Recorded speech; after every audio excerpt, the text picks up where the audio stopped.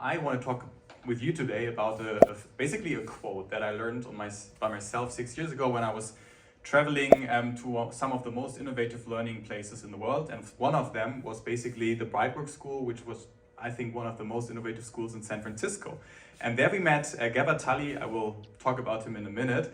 And he just said something that really stuck with me over those last 6 years. And that was this quote that the self-directed learner trumps everything. That was before Trump, kind of, but still, the self-directed learner trumps everything. And I think, also bringing this together with our conversation and community here today, I think it really strikes on this idea of more self-directed learning and learner's autonomy, as Lavinia said earlier.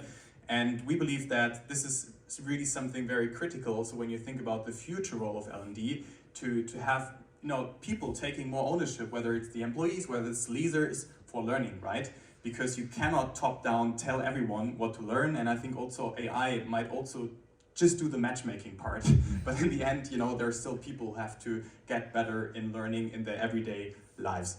And what I want to do today, I want to show you a very concrete example on how we implemented that. And this isn't meant to be a sales show, but it's really about not telling, but more showing how to do it. Because I don't know how you feel, but whenever I get in context, with these future skills, I feel like, everyone is talking about it, right? There are people giving really great talks about it, and people go to those talks and they've been very inspired afterwards and say, yes, these are exactly the 10 future skills, and I'm not good at those, or maybe I have strengths at these. But then somehow it drops off, right? So in every future skill report, we read stuff like learning, we read stuff like lifelong learning, we see resilience and all these kind of skills. But when it comes to implementing those, and I think I can also build on what Alison said, right? Here's the LinkedIn Learning playlist, and then I can, hear a talk about growth mindset or whatever, and it's just like gone, right? And the big question is, how do we, bring this idea or the skill of learning and things like growth mindset and self-leadership and so on, which we believe are super critical, into the learning world.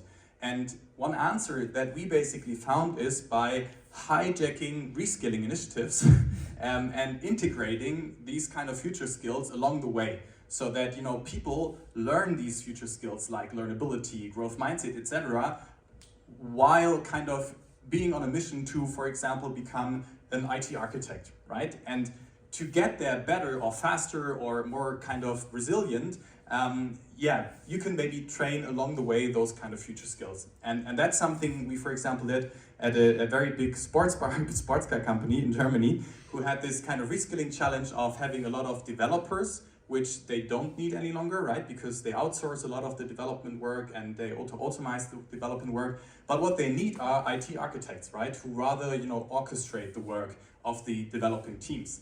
And so the idea was, okay, let's maybe invite some of those developers and reskill them to become IT architects. And we did research. We talked to the IT architects. We talked to the departments who should basically then rehire them. And there were many insights. But I think one point that I think really helped also us and the L&D team to position again this topic of future skills were 2 points. First of all, the departments who were, taking in those reskilled kind of employees said, we don't know those experts, right? Those people who know everything. We need people who are rather people who can, learn any skill on the fly, because IT development is such a fast-moving field. We don't need experts. We need good learners. And then on the other hand side, we had those talents who were, well, I learned last time when I was back in school, and I'm really scared of this reskilling. I don't know whether I can really do it.